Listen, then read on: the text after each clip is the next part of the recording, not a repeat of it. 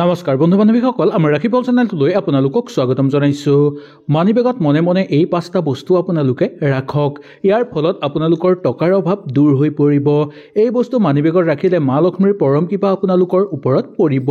শাস্ত্ৰৰ অনুসৰি কোৱা হৈছে যে মানি বেগত এই বস্তু ৰাখিলে আপোনালোকৰ ঘৰত কেতিয়াও কোনো বস্তুৰ অভাৱ নহ'ব। অৰ্থৰ আগমনৰ বাট আপোনালোকৰ ঘৰত মুকলি হৈ পৰিব। সকলো ফালৰ পৰা আপোনালোকৰ ঘৰলৈ সুযোগ সুবিধা নামি আহিব। সকলো ক্ষেত্ৰতে আপোনালোকে আগুৱাই যাব পাৰিব আৰু মা লক্ষ্মী আৰু কুবেৰ দেৱৰ পৰম কৃপা আপোনালোকৰ ওপৰত পৰিব, যাৰ ফলত আপোনালোকৰ ঘৰৰ চাৰিওপাশ আপোনালোকৰ সুন্দৰ হৈ থাকিব। সকলো ফালে আপোনালোকৰ মনৰ আশা পূৰ্ণ হৈ পৰিব আৰু বেয়া সময়ো আপোনালোকৰ বহু ভাল হৈ পৰিব। বহু দিনৰ পৰা আপোনালোকৰ বেয়া সময় চলি আছে নেকি? যদি আপোনালোকৰ দিন বেয়া হৈ আছে, কিবা কাম কৰিবলৈ চেষ্টা কৰিও সেই কাম কৰিব পৰা নাই বা সেই কাম হোৱা নাই, তেনেহ'লে আজি আপোনালোকে আপোনালোকৰ পইচা থোৱাৰ জেগাত বা মানি বেগত এই 5টা বস্তু ৰাখক। ইয়াৰ ফলত আপোনালোকৰ সকলো ঠিক হৈ পৰিব, সকলো সমস্যা দূৰ হৈ পৰিব, শত্ৰুৰ পৰাও আপোনাক বচাই ৰাখিব আৰু লগতে মা লক্ষ্মীৰ পৰম কৃপা আপোনালোকৰ ওপৰত পৰিব। ধন অধিক পৰিমাণে বৃদ্ধি পাবলৈ ধৰিব আৰু ধনৰ কাৰণে আপোনালোকে বেছি কষ্ট কৰিবলগীয়া নহ'ব। সেইকাৰণে কৰক আপোনালোকে এই এটা কাম। আহক তেনেহ'লে এই ভিডিঅ'টোৰ যোগেদি আমি সুন্দৰভাৱে জানি লওঁ। ভিডিঅ'টো ভাল লাগিলে লাইক এটা কৰি আমাৰ মনোবল বঢ়াব আৰু আপোনালোকৰ বন্ধুবৰ্গৰ লগত শ্বেয়াৰ কৰি তেওঁলোককো উপকৃত কৰিব। আমি ঘৰৰ ধন ৰখাৰ ঠাইত বা আমাৰ যদি মানি বেগত এই 5টা বস্তুৰ ভিতৰত যিকোনো এটা বস্তু ৰাখোঁ, তেনেহ'লে ইয়াৰ পৰা আমি সদায় ভাল ফল লাভ কৰিব পাৰিম। আমাৰ ঘৰৰ আৰ্থিক অৱস্থা ভাল হৈ পৰিব, আমাৰ ঘৰৰ পৰা বেয়া শক্তি দূৰ হৈ পৰিব আৰু কোনো বেয়া শক্তিয়ে আপোনাক ক্ষতি কৰিব নোৱাৰিব। অৰ্থৰ উপাৰ্জন বৃদ্ধি পাব, মানসিক শক্তি আপোনালোকৰ শক্তিশালী হৈ পৰিব, লগতে মানসিক চাপ দূৰ হৈ পৰিবলৈ ধৰিব। সকলো ফালৰ পৰা আপোনালোকৰ সুযোগ সুবিধা নামি আহিব। মা লক্ষ্মী, কুবেৰ দেৱ আৰু গণেশ দেৱৰ লগতে মহাদেৱৰো পৰম কৃপা আপোনালোকে লাভ কৰিবলৈ সক্ষম হ'ব। সেইকাৰণে আজি আপোনালোকে মানি বেগত এই সাধাৰণ বস্তু এটা নিশ্চয় ৰাখক। ইয়াৰ ফলত আপোনালোকৰ সকলো শুভ হৈ পৰিব। 1 নম্বৰটো আহত গছৰ পাত। হিন্দু ধৰ্মৰ মতে আহত পাতৰ উপৰিও আহত গছক বহু পবিত্ৰ মনা যায়। এই গছত সকলো দেৱ দেৱীয়ে বাস কৰে। এই গছৰ দৈনিক পূজা কৰিব পাৰিলেও আমাৰ বহু উপকাৰ হ'ব। এই গছৰ পাত যদি আপোনালোকে কোনো মন্দিৰলৈ নি পূজা কৰি তাৰপিছত সেই পাতটোৰ ওপৰত অকণমান গংগাজল ছটিয়াই আৰু মানি বেগত ভৰাই ৰাখিব পাৰে, তেনেহ'লে ইয়াকো বহু শুভ বুলি মনা যায়। এনে কাম কৰিলে মা লক্ষ্মী আপোনালোকৰ ঘৰলৈ আগমন হ'ব। কৰ্মক্ষেত্ৰত আৰু মানসিক জীৱনৰ আপোনালোকৰ উন্নতিৰ দিশ আগবাঢ়ি যাব। ধুনীয়াকৈ ধূপ ধূনা জ্বলাই মানি বেগত যদি আপোনালোকে এই পাতটো ৰাখে, তেনেহ'লে আপোনালোকৰ ঘৰৰ পৰা সকলো সমস্যা দূৰ হৈ পৰিব। আহত গছজোপাটো যদি আপোনালোকে দোল বান্ধিব পাৰে, তেনেহ'লে ইয়াকো বহু শুভ বুলি মনা যায়। যিটো দিনত আপোনালোকে এই কামটো কৰিব, সেইদিনা যদি আহত গছৰ গুৰিত আপোনালোকে এগছি চাকি জ্বলাই, তেনেহ'লে ইয়াৰ পৰা আপোনালোকে নিশ্চয় ভাল ফল পাবলৈ সক্ষম হ'ব। ইয়াৰ ফলত আপোনালোকৰ ঘৰৰ আৰ্থিক অৱস্থা ভাল হৈ পৰিব, কৰ্মক্ষেত্ৰত সুনাম অৰ্জন কৰিব পাৰিব আৰু সকলো ক্ষেত্ৰতে আগুৱাই যোৱাৰ বাট আপোনালোকৰ মুকলি হৈ পৰিব। 2 নম্বৰটো 1 টকাৰ এটা মুদ্ৰা। আজিকালি 1 টকাৰ মুদ্ৰা পাবলৈ বহু কঠিন, বা 1 টকাৰ যদি আপোনালোকে এটা নোট পায়, তেনেহ'লে আৰু অধিক বেছি ভাল হ'ব। সেই নোটটো আপোনালোকে আনি সুন্দৰভাৱে গংগাজল ছটিয়াই পবিত্ৰ কৰি লোৱাৰ পিছত আপোনালোকে ভগৱানৰ ওচৰত ৰাখি পূজা কৰিব। তাত আপোনালোকে অকণমান সেন্দুৰ দিব আৰু অকণমান কুমকুম দি পূজা কৰিব। তাৰপিছত সেই পইচাটো আপোনালোকে 4টা ভাঁজ কৰি আপোনালোকে যদি মানি বেগত ভৰাই ৰাখে, নাইবা আপোনালোকৰ ঘৰৰ যদি পইচা থোৱাৰ জেগাত ৰাখে, তেনেহ'লে ইয়াৰ পৰা আপোনালোকে ভাল ফল লাভ কৰিব পাৰিব। যদি সেই পইচাটোত আপোনালোকে নীলা কাপোৰ এখনে বান্ধি সেই পইচাটো আপোনালোকৰ যিকোনো শুভ জেগাত ৰাখিব পাৰে, বা আপোনালোকৰ ঘৰৰ যদি মন্দিৰ বা ঘৰৰ যদি গোসাঁই ঘৰত ৰাখিব পাৰে, তেনেহ'লেও ইয়াকো বহু শুভ বুলি মনা যায়।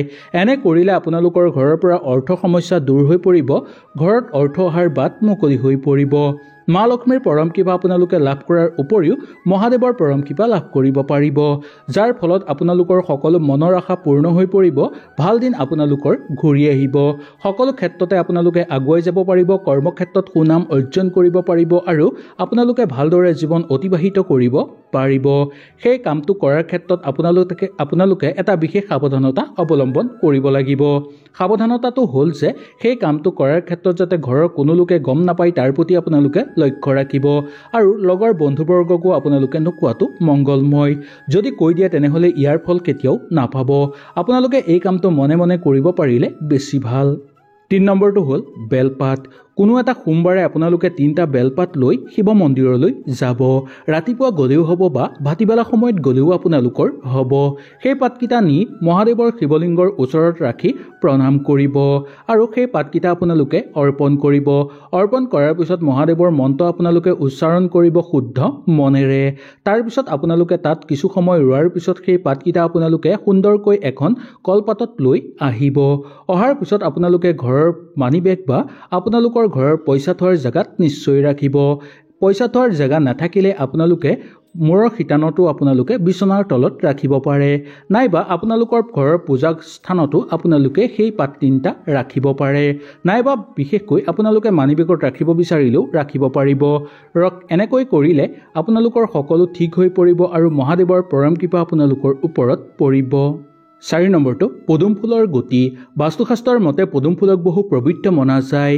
এই ফুলত ভগৱান বিষ্ণু, মা লক্ষ্মী আৰু বহু ভগৱানে বিৰাজ কৰে। যদি পদুম ফুলৰ গুটি আপোনালোকৰ ঘৰলৈ আহে তেনেহ'লে ঘৰত পবিত্ৰতা অটুট থাকিব আৰু ঘৰৰ পৰা সকলো বেয়া শক্তি দূৰ হৈ পৰিব। সেই পদুম ফুলৰ গুটি যদি আপোনালোকে মানি বেগত ভৰাই ৰাখিব পাৰে এটা হ'লেও, তেনেহ'লে আপোনালোকৰ ঘৰৰ চাৰিওফালে ভাল শক্তি সঞ্চাৰণ কৰিবলৈ ধৰিব। প্ৰতিদিনে আপোনালোকৰ দিন ভাল হৈ পৰিব। আৰ্থিক ক্ষেত্ৰতো আপোনালোকৰ উন্নতি বাঢ়িব। মানসিকভাৱেও আপোনালোক বহু শক্তিশালী হৈ পৰিব। ঘৰত মহাদেৱৰ পৰম কৃপা পৰাৰ উপৰিও মা লক্ষ্মী আৰু ভগৱান বিষ্ণুদেৱৰ পৰম কৃপা আপোনালোকৰ ওপৰত পৰিব, যাৰ ফলত আপোনালোকৰ সকলো আধৰুৱা কাম হৈ পৰিব। কৰ্মক্ষেত্ৰত আপোনালোকে আগুৱাই যাব পাৰিব, মানসিক শান্তি লাভ কৰিব আৰু আপোনালোকৰ ঘৰত অৰ্থ প্ৰচুৰ পৰিমাণে বৃদ্ধি পাবলৈ ধৰা দেখিবলৈ পাব। এই পদুম ফুলৰ গুটি সাধাৰণ দোকানত আপোনালোকে কিনিবলৈ পাব, নাইবা আপোনালোকে পূজা বস্তু কিনাৰ দোকানত এই গুটি অতি সহজতে কিনিব পাৰিব। এই গুটি ঘৰলৈ আনি আপোনালোকে তাত গংগাজল ছটিয়াই পবিত্ৰ কৰি লোৱাৰ পিছতহে মানি বেগত ভৰাব বা আপোনালোকে পইচা থোৱাৰ জেগাত ৰাখিব। এনে কৰিলে আপোনালোকৰ অতি সোনকালে ইয়াৰ ফল লাভ কৰিব পাৰিব। 5 নম্বৰটো যদি আপোনালোকৰ ঘৰত বাৰে বাৰে কণ্ডল হয়, কিবা নহয় কিবা কাৰণত আপোনালোকৰ অশান্তি যেন অনুভৱ হয় বা কোনো লোকে আপোনালোকৰ ঘৰত অশান্তি কৰিব বিচাৰিছে, তেনেহ'লে আপোনালোকে ঘৰতে কৰক এটা কাম। ইয়াৰ ফলত আপোনালোকৰ মৰম চেনেহ বৃদ্ধি পাবলৈ ধৰিব, ঘৰৰ মানুহৰ প্ৰতি, লগতে ঘৰত সুখ শান্তি বিৰাজ হ'বলৈ ধৰিব। সকলো দেৱ দেৱী আপোনালোকৰ ঘৰলৈ আগমন হ'ব আৰু আপোনালোকৰ ঘৰৰ পৰিৱেশ সুন্দৰ হৈ পৰিব। মানসিক চাপ কমিবলৈ ধৰিব। তেনেহ'লে আপোনালোকে সদায় সন্ধ্যাৰ সময়ত এটা ঘিউৰ চাকি ঘৰৰ মুখ্য দুৱাৰৰ ওচৰত জ্বলাব। ইয়াৰ ফলত আপোনালোকৰ ঘৰৰ পৰা সকলো বেয়া শক্তি দূৰ হৈ পৰিব। যি শক্তি ঘৰত প্ৰৱেশ কৰিবলৈ খোজে সেই শক্তিও বাহিৰৰ পৰাই দূৰ হৈ পৰিব। পতি পত্নীৰ মাজত মৰম চেনেহ বৃদ্ধি পাব, ঘৰত সুখ শান্তি বৃদ্ধি পাবলৈ ধৰিব। হয়তো আপোনালোকে সুন্দৰভাৱে বুজি পালে এই ভিডিঅ'টোৰ যোগেদি। কিবা অসুবিধা পালে নিশ্চয় মোক তলত কমেণ্ট কৰি জনাব। তেনেহ'লে আজিলৈ আপোনালোকৰ ওচৰৰ পৰা বিদায় লৈছোঁ। কালিলৈ পুনৰ আপোনালোকক লগ পোৱাৰ প্ৰতিশ্ৰুতিৰে আজিলৈ নমস্কাৰ।